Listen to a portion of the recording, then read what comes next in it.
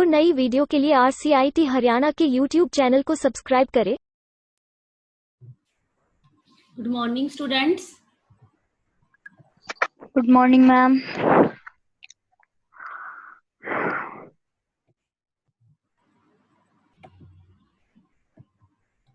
आज हम जो जर्नल के अंदर टॉपिक करेंगे वो होगा आपका बैड डेब्ट्स का। Bad debts and bad debts recovered का टॉपिक करेंगे आज हम।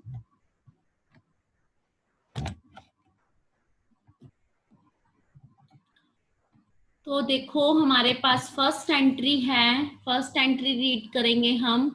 Goods sold to Ram ₹10,000। Goods माल सोल्ड बेच दिया टू राम। राम को माल बेचा कितने का? 10,000 रुपए का, 10,000 रुपीज का। मतलब हमने राम को माल बेच दिया है 10,000 रुपए का। कैश नहीं आ रहा, नाम आ गया, तो किस चीज की एंट्री होगी? ये क्रेडिट सेल की एंट्री। अब क्रेडिट सेल की एंट्री है मतलब कि उधार की है, हमने उधार में माल बेचा है। किसे बेचा है? राम को बेचा है। किसे बेचा है? राम को। तो अब अगर हम राम को माल बेचेंगे तो क्या होगा? राम से मतलब हमने पैसे लेने हैं तो हम उसे क्या करेंगे? डेबिट। तो राम अकाउंट, राम को डेबिट किया।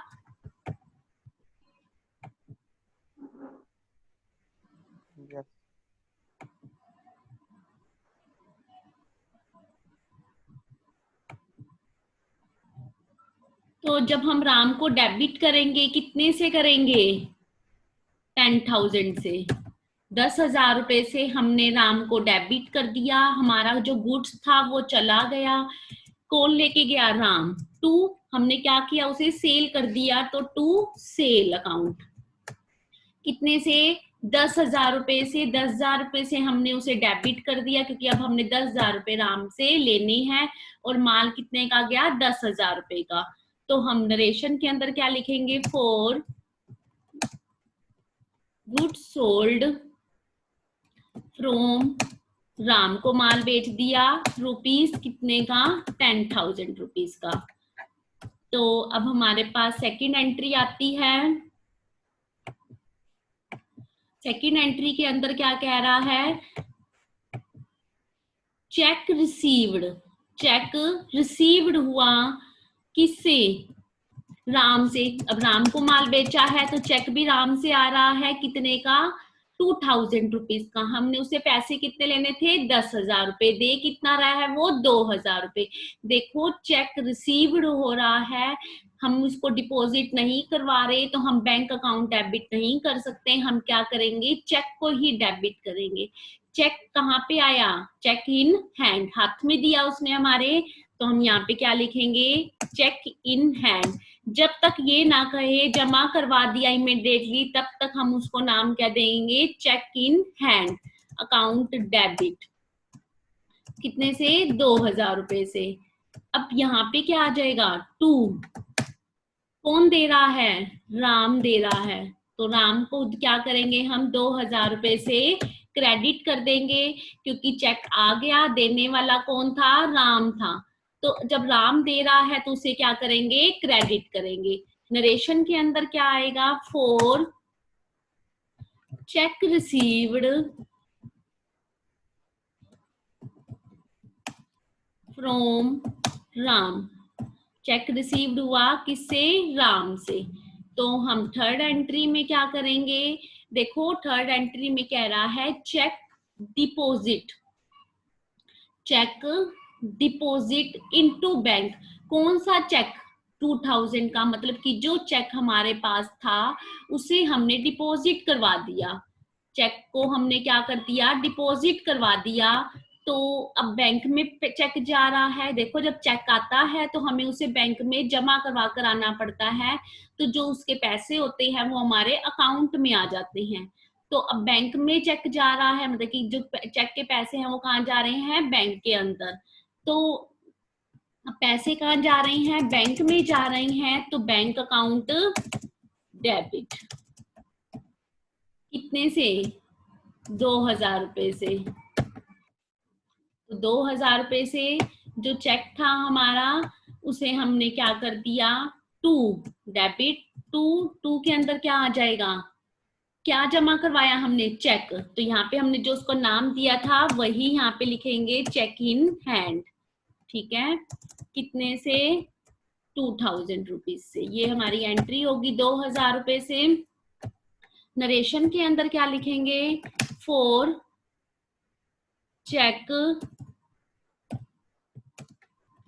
Deposit into bank. Cheque deposit करवाया कहाँ पे, बैंक के अंदर। अब आते हैं हम अपनी फोर्थ एंट्री पर।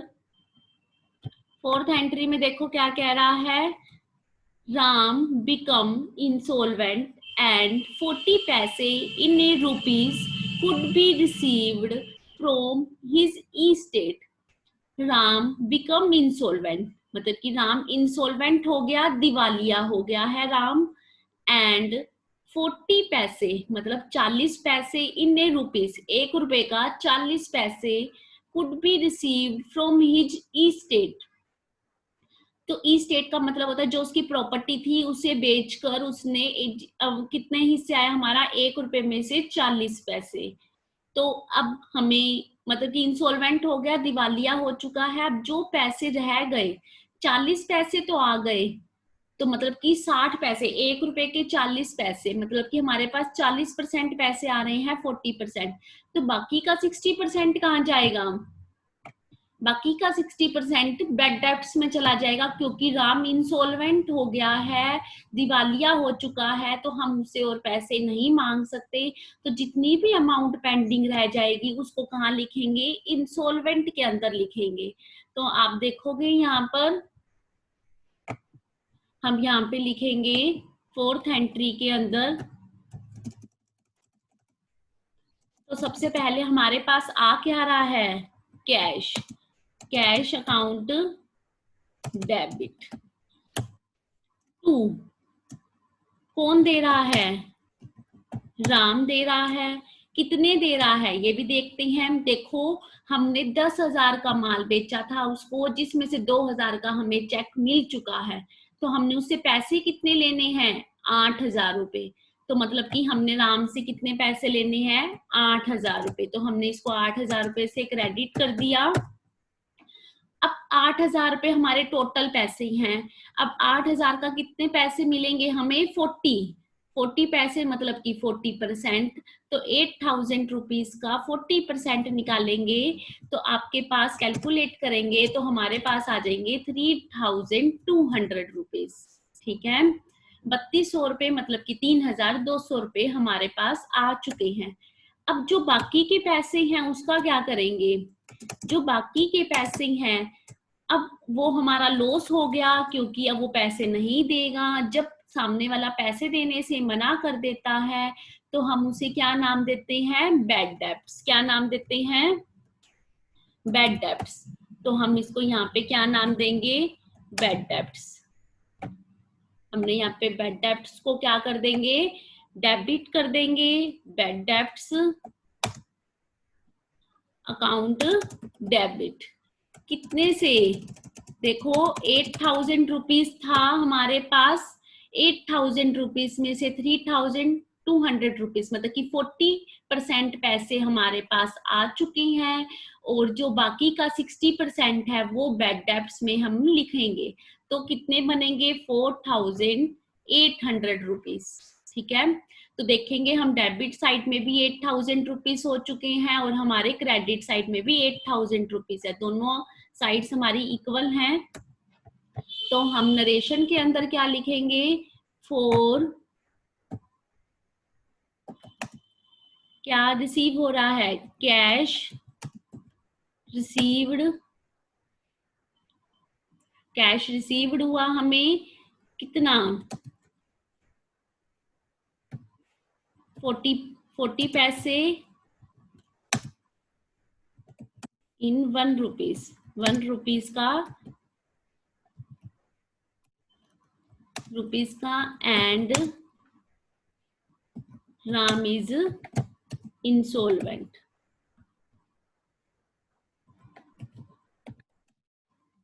ठीक है, फ्रॉम हिज ई-स्टेट। तो अब नेक्स्ट एंट्री पे आते हैं हम। रिसीव्ड रुपीज 12,000, रिसीव्ड मतलब प्राप्त हुए, rupees 12,000 of a bad debts return of last year.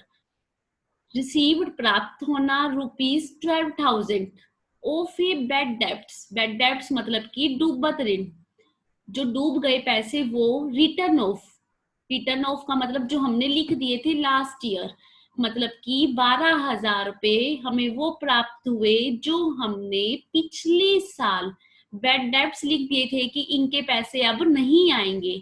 तो उस बैड डेब्ट्स में से 12,000 रुपए हमें रिसीव्ड हो गए। देखो किसी का नाम नहीं आया, तो हम यहाँ पे क्या लिखेंगे, हमारे पास पैसे तो आ ही रहे हैं, तो हम यहाँ क्या लिखेंगे, cash account debit, cash account debit, कितने, 12,000 रुपीज। टू, दे कौन रहा है, जिसे हमने पिछले साल क्या कर दिया था, बैड डेब्ट्स लिख दिया था। क्या लिखा था, बैड डेब्ट्स, क्या लिखा था, बैड डेब्ट्स लिख दिया था। वो हमारे क्या हो गए हैं, उससे हमें कैश मिल गया है, तो बैड डेब्ट्स डेबिट होते हैं, क्योंकि ये एक तरह का लॉस होता है हमें। तो अब ये रिसीव हो रही हैं हमें, तो मतलब कि ये इनकम है, इसलिए इसको हमने बैड डेब्ट्स को क्रेडिट कर दिया। तो हम यहाँ पे बैड डेब्ट्स क्या लिखेंगे, बैड डेब्ट्स रिकवर्ड लिख देंगे।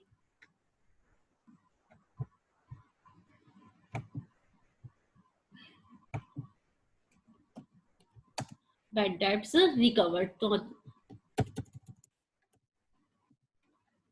तो हमने इसको बैड डेब्ट्स रिकवर्ड का नाम दे दिया, क्योंकि रिसीव हो रही हैं। बैड डेब्ट्स रिकवर्ड अकाउंट कितने से, 12,000 रुपीज से। तो यहाँ पे क्या लिख देंगे, for cash received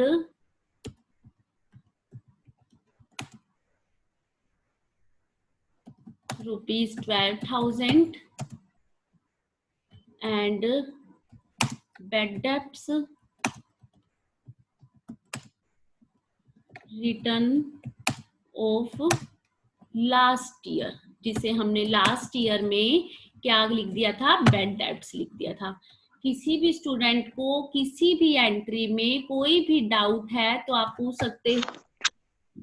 madam third entry, ठीक है, देखो थर्ड एंट्री के अंदर क्या कह रहा है, चेक डिपॉजिट इनटू बैंक। जो चेक हमें सेकंड एंट्री में रिसीव हुआ था, अगर हम वहां पर बैंक अकाउंट डेबिट लिख देते तो हम थर्ड एंट्री में क्या काम करते, क्योंकि हमारा चेक तो बैंक में जा ही चुका था, इसलिए हमने सेकंड एंट्री के अंदर चेक को बैंक की एंट्री में नहीं किया था, हमने क्या किया था, चेक इन हैंड। तो हमने उसको क्या नाम दिया था, चेक इन हैंड, मतलब कि चेक हमारे हाथ में आ गया।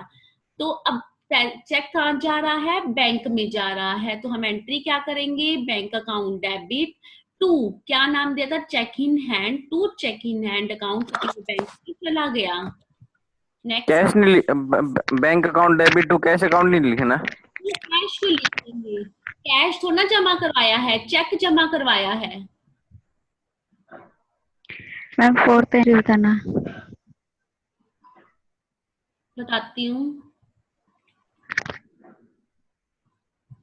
देखो फोर्थ एंट्री के अंदर क्या है, हमने देखो जो राम था, सबसे पहले फर्स्ट एंट्री देखते हैं। राम को हमने 10,000 रुपए का माल बेचा था, जिसमें से 2,000 रुपए हमें रिसीव हो गए थे, तो टोटल कितने बच गए, हमने उससे राम से कितने पैसे लेने थे, 8,000 रुपए। तो कह रहा है कि जो राम था हमारा इंसॉल्वेंट हो गया, दिवालिया हो गया है, लेकिन उसकी ई स्टेट मतलब कि उसकी प्रॉपर्टी में से हमें कितने पैसे मिले हैं, 40%। तो हमने 8,000 रुपीज का 40% निकाला, तो कितना आ गया, 3,200, मतलब कि 3,200 रुपए कैश अकाउंट डेबिट 3,200 से आ गया। लेकिन हमने राम से पैसे कितने लेने थे, 8,000 रुपए, तो बाकी के 4,800 रुपए का भी हिसाब तो देना ही पड़ेगा। तो हमने उसको नाम क्या दे दिया, क्योंकि वो डूब गया है, तो bad debts account debit. Next किसी को कुछ पूछना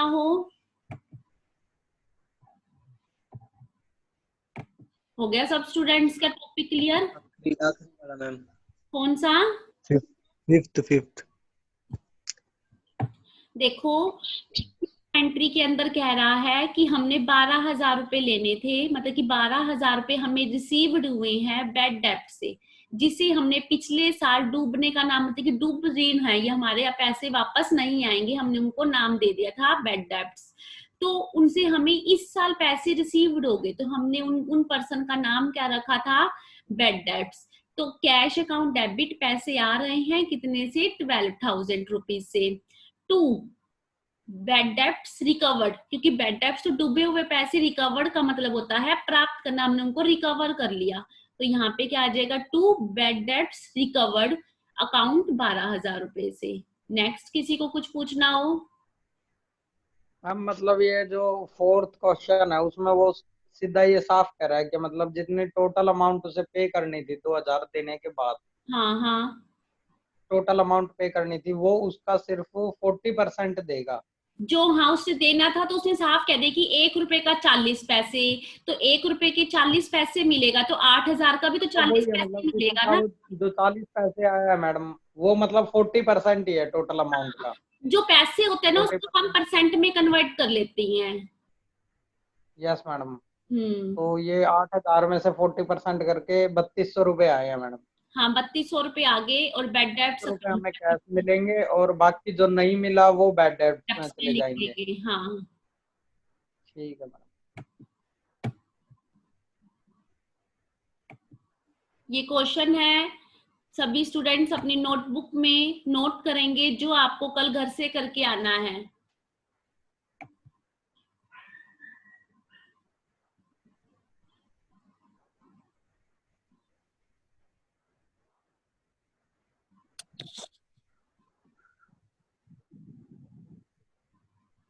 मैडम ये जो कल क्वेश्चन करना है इसमें जो थर्ड क्वेश्चन है हम्म। उसमें 5,000 का 60% निकालना है, जो रिसीव्ड लिखा है उसने RS। कौन से में? फिफ्थ? थर्ड, थर्ड में। थर्ड में? हाँ। देखो थर्ड के अंदर क्या कह रहा है? डिक्लेयर हो गया इंसॉल्वेंट, पेमेंट हुई 60 पैसे, 60 पैसे 60% मिले हैं, मतलब कि दिनेश को हमने माल कितने का बेचा था? 20,000 रुपए का, तो उसका 5,000 तो हमें मिल गया, तो बाकी कितने बचे? 15,000 पे, 15,000 का 60% निकालेंगे। ठीक है।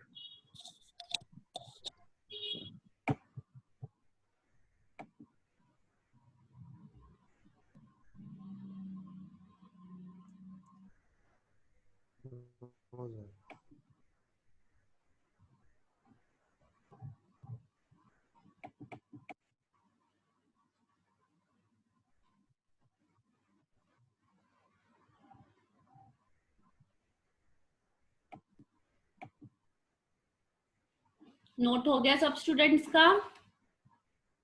Yes yes ma'am. Ma'am. Answers हैं जो कल क्वेश्चन करवाए थे उसके।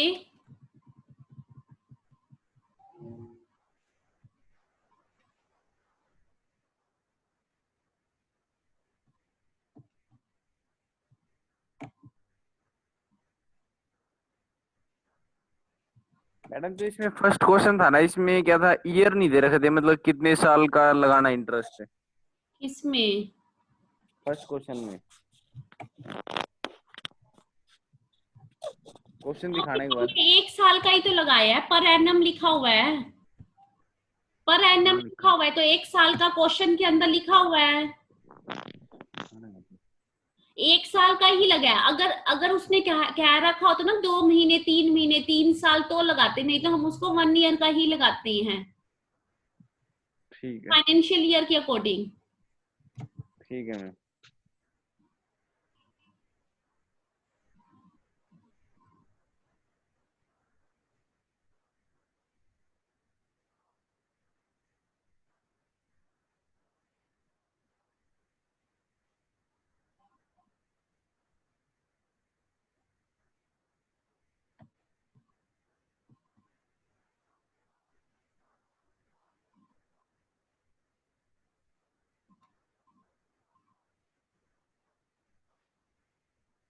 मैम फिफ्थ बताना।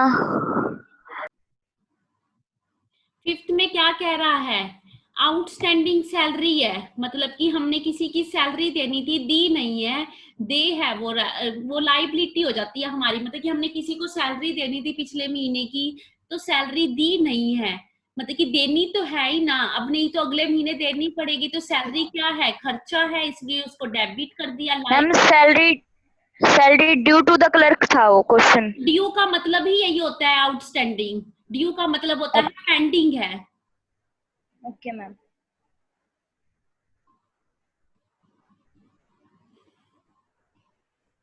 एक ही वर्ड चेंज किया था, आउटस्टैंडिंग की जगह पे ड्यू पे। सब स्टूडेंट्स की यही प्रॉब्लम आ रही है।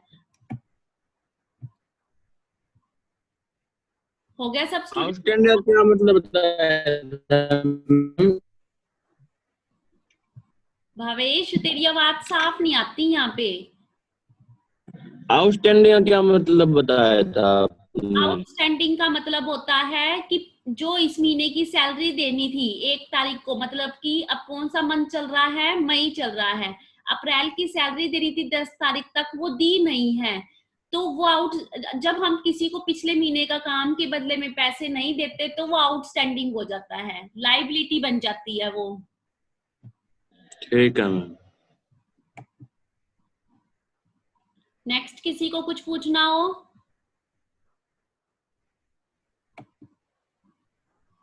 हो गया सब स्टूडेंट्स का? Yes ma'am. Okay, bye students. Bye ma'am. Bye ma'am. Bye. और नई वीडियो के लिए RCIT हरियाणा के YouTube चैनल को सब्सक्राइब करें